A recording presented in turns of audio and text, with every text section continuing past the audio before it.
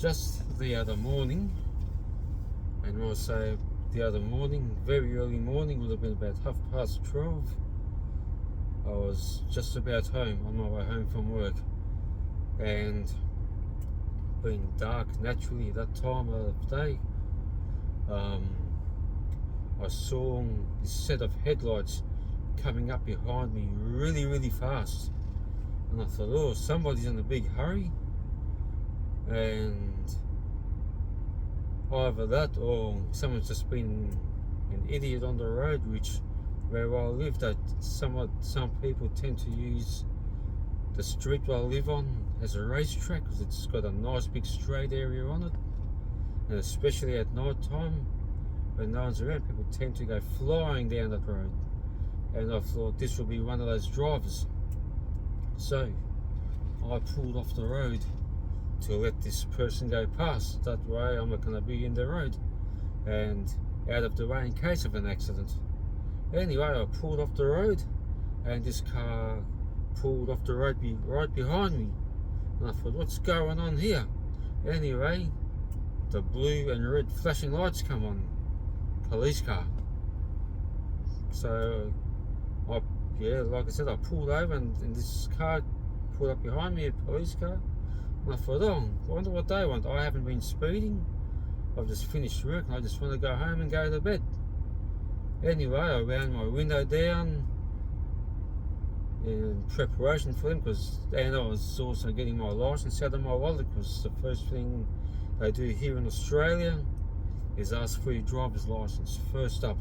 So I had my driver's license ready for them, and two police officers come to me in quite a hurry, and they looked at me and said, oh,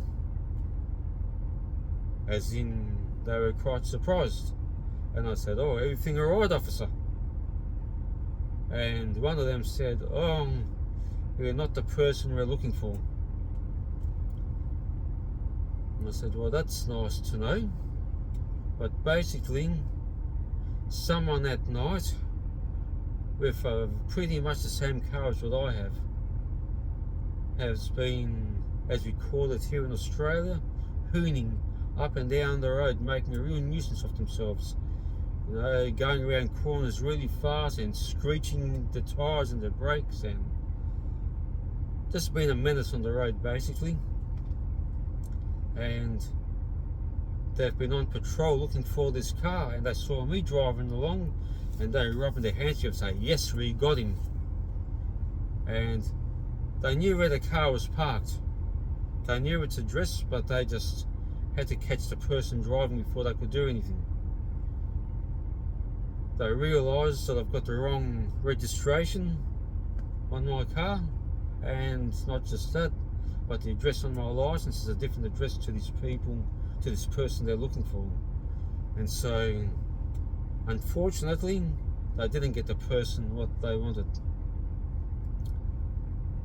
And so they just checked my license. They maybe blow into the breathalyzer to make sure I wasn't drunk or have any alcohol, not over the limit, which I'm happy to say I don't touch alcohol at all.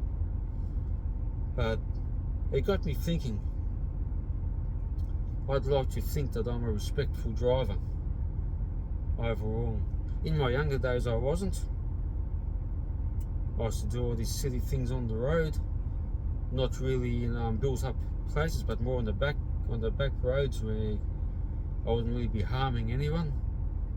But still, I'm not trying to justify it, it's still wrong regardless.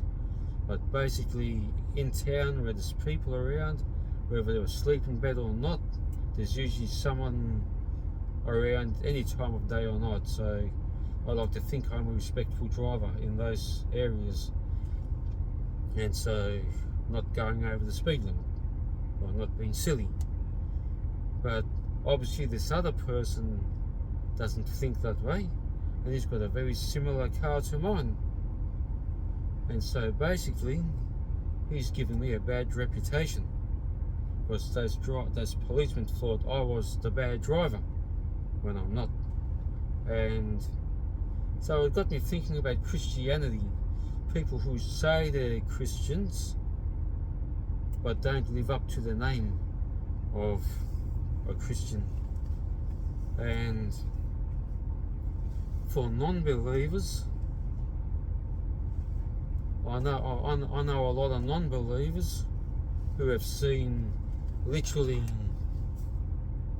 Christians who are not really Christians, or they're just really a bunch of hypocrites, because they say they love God, they love Jesus, they go to church, but they do not live a Christian lifestyle.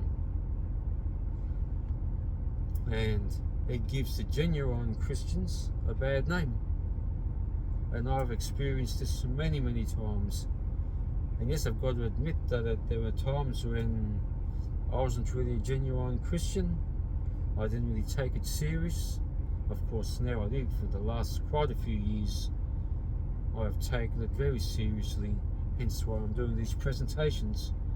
But it made me think of this Bible verse in Matthew chapter 15.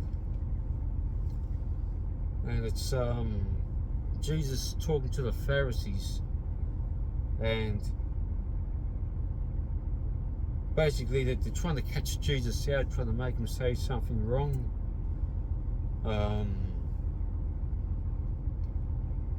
But basically the Pharisees were people, they said they followed God, but they made Christianity very burdensome stuff, what God does not approve of. Just for an example, on the Sabbath, resting on the Sabbath, right? If you carried a hanky in your pocket, you know, to wipe your nose or wipe the sweat off your face or whatever, if you carried that in your pocket on the Sabbath day, they were saying that they'd say that you were working and not keeping the Sabbath holy just by having that in your pocket. Yet, if you stitched it to your clothing so it was part of your clothing, you're no longer working anymore. Honestly, how stupid is that? That's how hypocritical the Pharisees were. And that's, in a way, in a different kind of way, but similar situation, is how I'll relate this person driving in a very unrespectful manner, giving me a bad name because he's got a similar car to me, and I drive in a respectful manner, and so he's giving me a bad name. Same as the Pharisees gave Christianity bad names, and this is what Jesus said about them in Matthew chapter 15 and verse 8. This people draweth nigh unto me with their mouth, and honoureth me with their lips, but their heart is far from me. And so these people, they might say they're Christians, they're honouring God with their lips, but their actions speak otherwise.